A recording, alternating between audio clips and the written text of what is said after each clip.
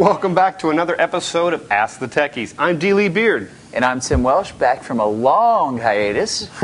You've had a busy time. Yeah. And so really glad that he could join in with us a little bit. He's been playing around with a new toy today. You can see he might be a little Borgified. It's a cyborg now. He's got this... it's called a Jawbone Bluetooth headset. Thing you can up to your cell phone. To be technical. Yeah. And we're also going to tell you a little bit about how to go out into outer space a little bit with some Google features, okay? Okay, so let's go ahead and get started. As you can see, I'm wearing a Bluetooth headset right now. Like I said before, it's the Jawbone The Jawbone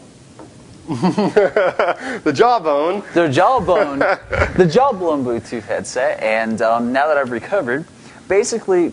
That's a hard thing to say anyway. Bone, tooth, all jawbone. The jawbone, blood, Bluetooth, Anyway, it's a little device you hook up to your cell phone. Wirelessly. That's the cool thing. No wires. See, as you can see, I am unwired right now. No wires. It's connected to my cell phone, like D.Lee showed you. Yeah, no wires. I am completely free to be as crazy as I want to be. We need a hula hoop to go over your head to show no wires. I think they get the point.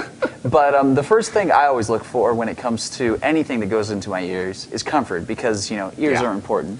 And I agree. I mean, I have an iPod with those little earbuds that came in. I hate those things. So you ended up getting something else. Yeah. The Jawbone itself comes with 4 different ear hooks and 4 different earbud settings. I finally found a configuration that works for me, but I'd like to note that I've never had any real success with any earbud system. It's just kind of a personal thing. I guess I have misshapen ears, but D.Lee played around with it too. And what was your... I thought it worked fine. It has a real soft... If you can take that off for just a second. Yeah, sure. It's got a real pliable piece in here that's a little rubber that gives, and it's got a little piece right here that's real soft, and it's real comfortable in my ear. And I found that it felt kind of like, you know when you have a pen up here in your ear, or a pencil that you kind of stick up in your ear? That's what it felt like to me, because I kept it on for like a couple of hours, and I never had a bit of discomfort. No more than what it would feel like to have a pen stuck up here on your ear. I'm even dating myself a little bit using pens. I don't see people doing that too much anymore.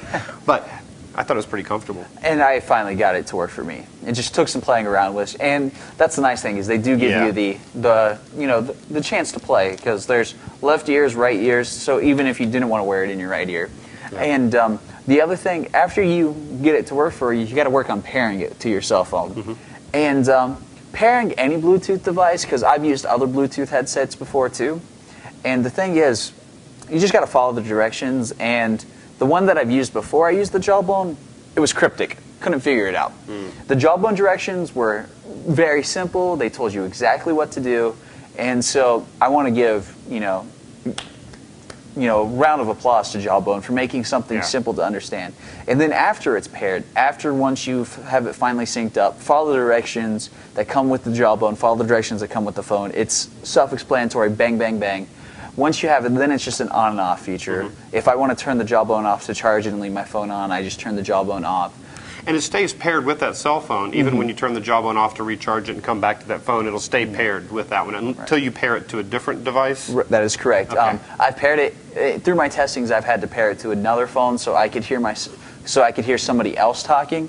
So yeah, once you pair it with another phone, you have to go through the pairing process again. But if you leave it paired with your phone, you can turn it off to charge it. You can turn it off if you don't feel like wearing it, and you just turn it back on and it's paired again.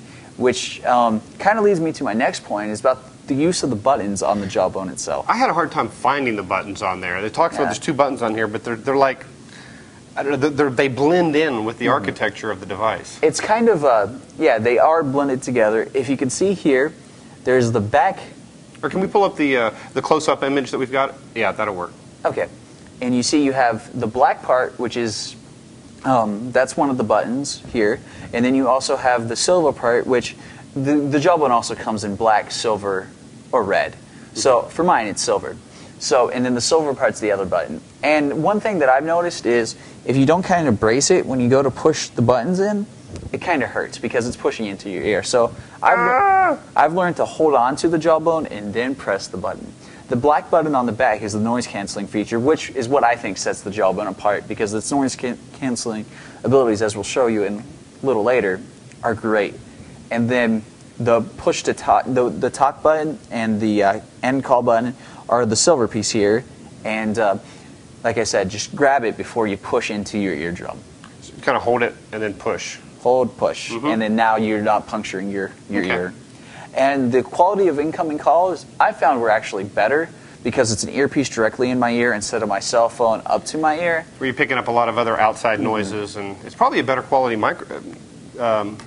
speaker, yeah, than you have in here. Right. Particularly if you have an iPhone and you're trying to use this with an iPhone.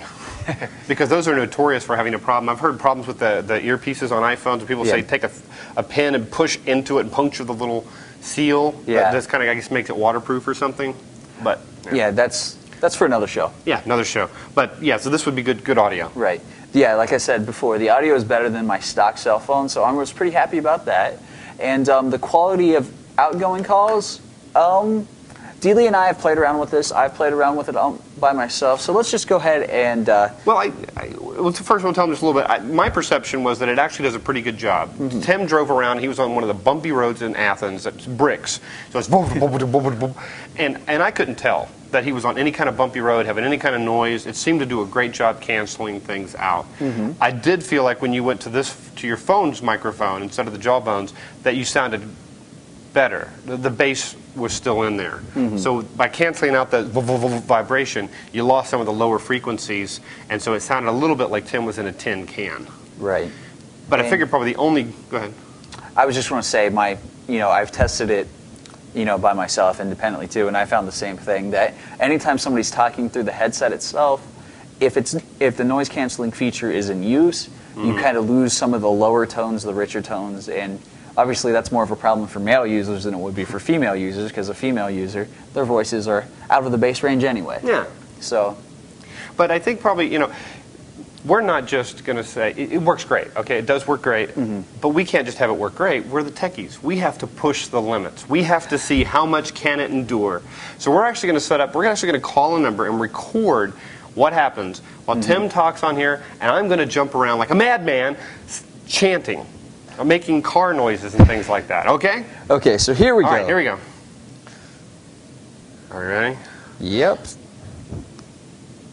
And we're calling. Phone is ringing. All right. Pick up. Boom chugga lugga lugga, boom chugga lugga lugga, boom chugga. And now he's making all types of ambient noise, and I can't even stick.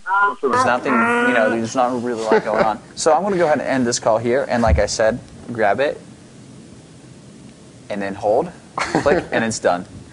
So you can see that you can't cancel out everything. So if you really have an obnoxious person right next to you and you're trying to make a call, you can't stop me from being obnoxious, man. You can't stop me. But it does do a really good job. Yeah, it does do a pretty good job. And what about the battery life on this sort of a thing, though? Well, the battery life, talk time I found, it's about 5 to 6 hours, depending on how much idle time you have between. Because obviously, it's going to take something to power it while it's going, just sitting here in my ear. But depending, if you're talking with a lot of spaces, you're going to get a little less. But I should point out, I don't think there's any way for you to change the battery yourself. So you can't really just say, okay, if the battery does stop holding a good charge, I can just... Odds are it's probably going to be outdated, and you're going to want something even smaller and more sophisticated by the time the battery doesn't hold up anyway. Right. Batteries have a life of you can recharge charge so many times. Yeah. And that will probably last you, like you said, until the next... A few years, at least. But then you're going to drop it in the dog's water bowl or something. We haven't tested that. We haven't seen if it holds up to that. I don't think I want to. But what about the battery life? I mean, when you turn on Bluetooth...